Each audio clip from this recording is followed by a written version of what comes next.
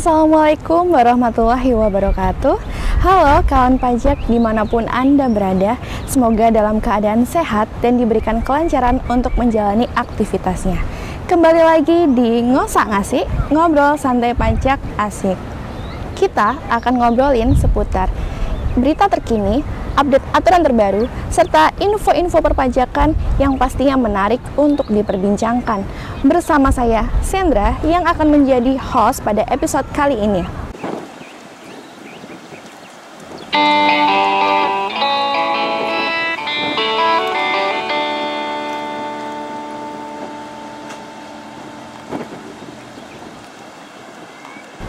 Nah, bagi kawan pajak yang belum menonton atau mungkin terlewat episode sebelumnya, dapat langsung meluncur ke kanal YouTube kami di KPP Pratama Wonosari. Nah, tema pembahasan pada episode kali ini adalah kewajiban perpajakan bagi wajib pajak orang pribadi. Namun, saya tidak akan sendirian di sini.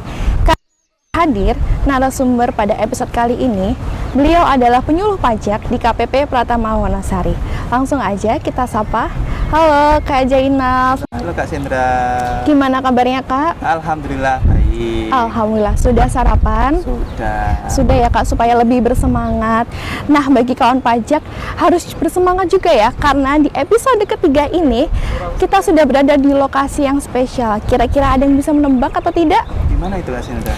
Kita sudah berada di Cafe Des Lily. Ini pas banget nih Kak untuk ngobrol santai, juga asik mengenai perpajakan. Nah, kembali lagi nih Kak, yang akan kita bahas mengenai kewajiban perpajakan bagi wajib pajak orang pribadi.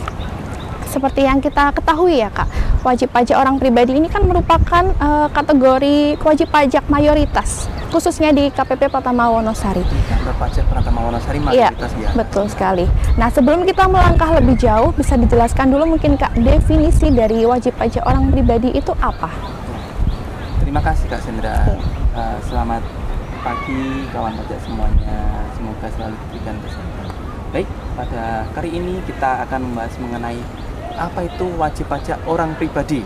Iya. Nah, wajib pajak orang pribadi itu secara subjek pajak dibagi menjadi dua.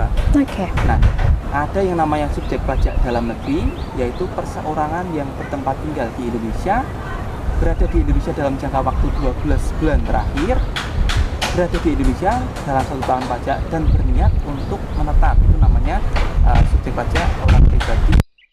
Okay. Kemudian ada namanya wajib pajak subjek pajak, yaitu orang yang tidak tinggal di Indonesia dalam jangka waktu 12 bulan namun melakukan usaha di Indonesia atau tetap memperoleh penghasilan dari Indonesia. Itu dinamakan subjek pajak luar negeri.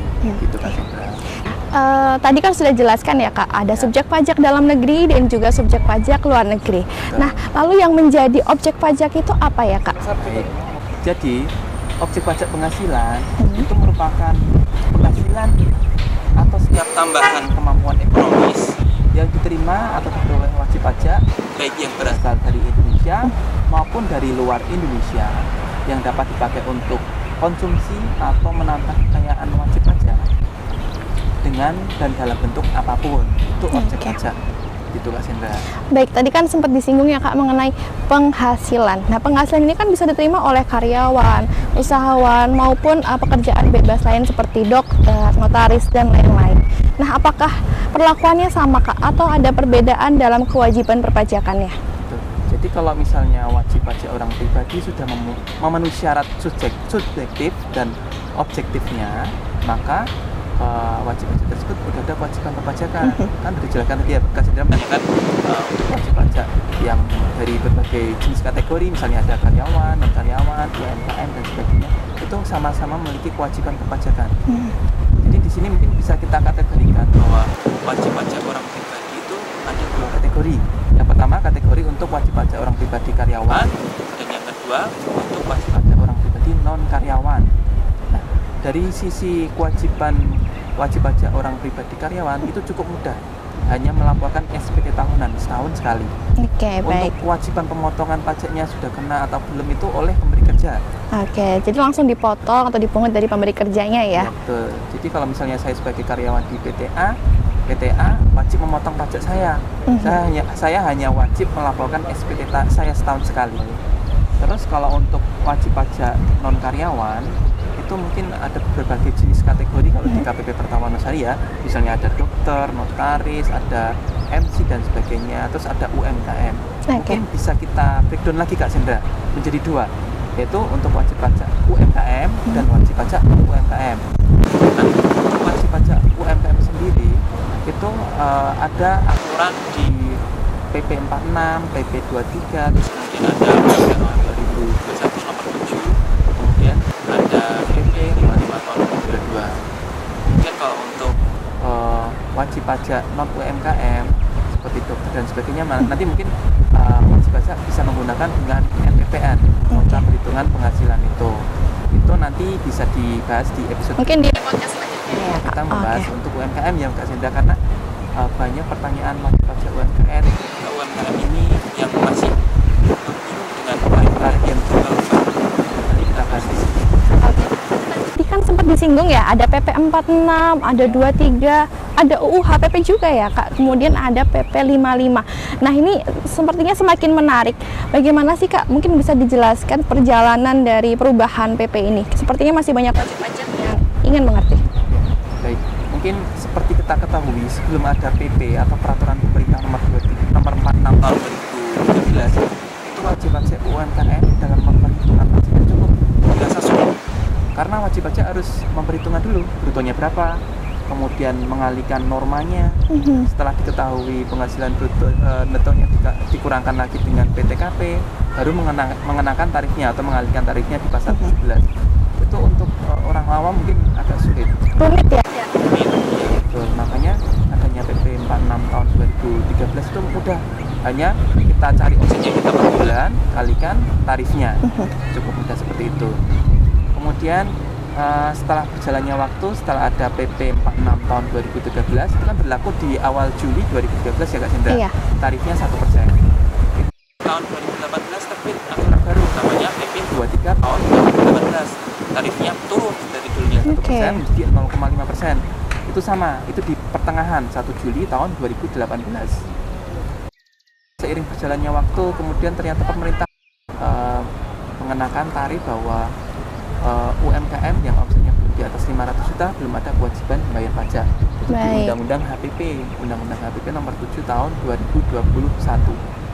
Baik, jadi untuk memajukan UMKM, pemerintah itu membuat simplifikasi dan juga sempat menurunkan tarif juga ya Kak, dari 1% menjadi 0,5%. Begitu ya Kak. Dan tentunya kalau misalnya penghasilan atau omsetnya itu belum mencapai 500 juta, itu belum ada kewajiban untuk membayar pajak ya. Begitu ya Kak? Iya Kak Sindra. Kemudian dengan adanya PP 55 itu mengakomodir untuk BUMDESMA, BUMDes, PT Perorangan bisa menggunakan PP 23 dengan tarif 0,5% selama 4 tahun. Dulu kan hanya PT orang pribadi selama 7 tahun, kemudian ada PT selama 3 tahun, kemudian ada firma, koperasi itu selama 4 tahun. Dengan adanya PP 55 ada tambahan untuk BUMDESMA dan PT Perorangan bisa menggunakan juga bisa ya. Bisa menggunakan selama itu Kak Sindra. Oh ya Kak, dari tadi kan kita bahas mengenai UMKM nih Kak. Sebenarnya UMKM itu apa dan bagaimana nih kriteria yang termasuk dalam UMKM? Jadi di Undang-Undang Nomor 20 Tahun 2008 ada namanya usaha mikro, usaha kecil, usaha menengah, ada 3 jenis. Kemudian ada PP 46 Tahun 2013 itu disebutkan bahwa UMKM adalah orang pribadi atau badan yang memiliki peredaran usaha atau bruto atau omset lebih 4,8 miliar itu bisa dikategorikan sebagai UMKM. Itulah Sindra. Oke, baik. Jadi peredaran brutonya tidak lebih dari 4,8 miliar itu termasuk UMKM. Baik. Nah, yang akan kita bahas lagi nih Kak. Tadi kan dibahas mengenai omset ya Kak. Lalu bagaimana cara menentukan omsetnya Kak? Menentukan jumlah peredaran brutonya? Melakukan pencatatan per bulan. Oke. Nah, mungkin kalau per bulan ada kesulitan, dilakukan pencatatan per hari dulu. Seharinya berapa? Misalnya saya pedagang kelontong, tiap harinya dapat omset 1 juta, saya tulis 1 juta hari ini. Besok ternyata omsetnya naik 2 juta, ditulis. Oke, Terus baik. nanti ditulis, diakumulasikan, dijumlahkan dalam 1 minggu. Nanti minggunya ketahuan berapa. Terus lagi nanti diakumulasikan, dijumlahkan dalam 1 bulan, ditulis. Misalnya di bulan Januari saya kemarin totalnya mendapatkan omset 10 juta, saya tulis di Iya. catatan saya. Boleh di buku, di kertas, atau di handphone juga bisa. Kemudian Februari berapa, ditulis gitu. Nanti diakumulasikan per bulannya, kira-kira apakah sudah 500 juta apa belum. Nanti kita ada catatan, contoh satunya di bawah ini. Oke, nanti bisa dilihat di sini ya. Nanti kalau sudah 500 juta baru ada kewajiban bayar pajak, Mbak Sindra. Kak Oke. Sindra.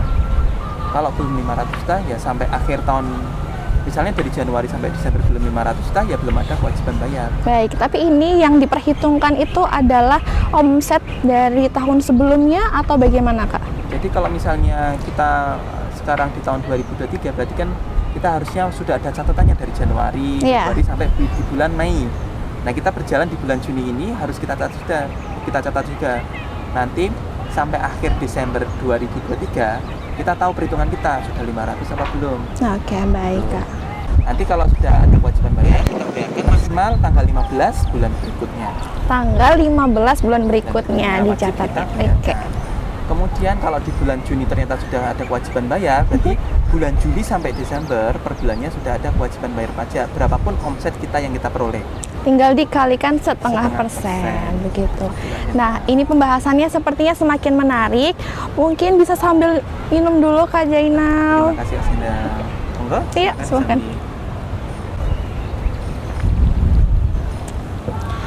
Nah, sebelum lanjut nih, Kak, ada pertanyaan dari kawan pajak. Saya bacakan ya, Kak. Baik. Kalau suami istri yang menjalankan usaha bersama, baik NPWP-nya digabung maupun masing-masing, itu bagaimana cara menghitungnya, Kak? Jadi apabila satu NPWP untuk berdua, untuk suami dan istri ya, terus usahanya memang bareng, cukup mudah Kak Jendra. Jadi wajib pajak itu menjadikan satu omsetnya antara suami dan istri, jadikan satu, terus diakumulasikan tiap bulannya, apakah sudah 500 juta apa belum. Kalau sudah 500 juta berarti NPWP tersebut, NPWP suami tersebut ada kewajiban bayar. Bukan dimaksud dengan NPWP suami itu dipisah ya, istri punya, suami punya, terus dipisah omsetnya. Nanti Oh, nggak bukan ketemu. gitu ya, Kak? Iya. Kalau misalnya saya punya omset totalnya dalam sampai bulan Juni 300, terus istri saya misalnya ya 300 Iya. juta kan udah 600 tuh. Iya, Kalau kita pisah kan nggak kena pajak. nggak kena pajaknya ya, karena belum 500 juta ya, jadi Iya. tetap digabungkan. Terus Oke. diperhitungkan. Kalau sudah 500 di atasnya itu kena pajak. Nah, oke. Gitu Kak Sendra. Sudah jelas ya.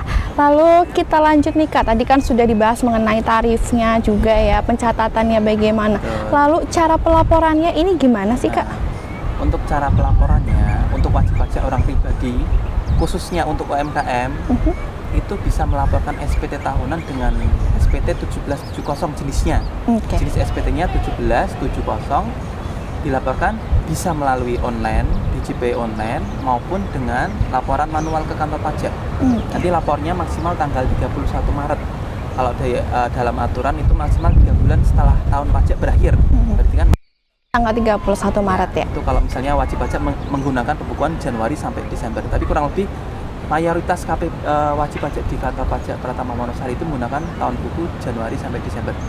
Berarti maksimal tanggal 31 Maret. 31 Maret untuk lapornya. Baik, Kak. Tadi kan kita sudah membahas banyak hal nih ya, mulai dari definisi, kemudian ada tarif, aturan, bahkan tadi ada cara lapor dan juga pembayarannya ya, Kak. Mungkin bisa disimpulkan mengenai pembahasan kali ini, Kak? Baik Kak Sendra. Jadi dari pembahasan kita pagi hari ini terkait dengan kewajiban perpajakan orang pribadi itu cukup mudah dan cukup simpel. Untuk kewajiban perpajakan orang pribadi karyawan itu setelah punya NPWP cukup melaporkan SPT-nya. Hanya satu kewajibannya, lapor SPT tahunan. Kemudian untuk kewajiban perpajakan orang pribadi UMKM non karyawan, nah itu mungkin ada beberapa tambahan. Setelah punya NPWP nanti yang selanjutnya adalah wajib menghitung apakah sudah kena pajak apa belum, memperhitungkannya per bulannya, mengakumulasikan dan sebagainya. Kemudian kalau sudah diperhitungkan ternyata kena pajak, ada kewajiban bayar, kewajiban yang selanjutnya adalah bayar pajak. Nanti untuk UMKM bayarnya dengan kode jenis pajak 41128, kode setorannya 420 UMKM sendiri. Kemudian setelah bayar, yang ketiga, yang keempat adalah melaporkan SPT tahunannya. Jadi wajib pajak UMKM itu melaporkan ini loh, pajak saya, ini loh omset saya, dan ini laporan saya, seperti itu. Baik, sudah cukup jelas ya. Jadi tadi untuk wajib pajak karyawan hanya perlu melaporkan SPT-nya saja. Dan untuk wajib pajak non-karyawan atau usahawan atau UMKM, itu yang pertama ada daftar, kemudian memperhitungkan atau hitung, kemudian jika ada pajaknya itu membayarkan pajaknya dan kemudian lapor. Daftar, hitung, bayar, dan lapor. Terima kasih banyak atas waktunya Kak Jainal telah menyempatkan hadir di sini dan juga telah memberikan informasi yang tidak hanya menarik tapi juga penting untuk kita ketahui. Dan akhirnya saya Sandra dan segenap tim yang bertugas pamit. Terima kasih atas segala perhatian dan mohon maaf atas segala kekurangan.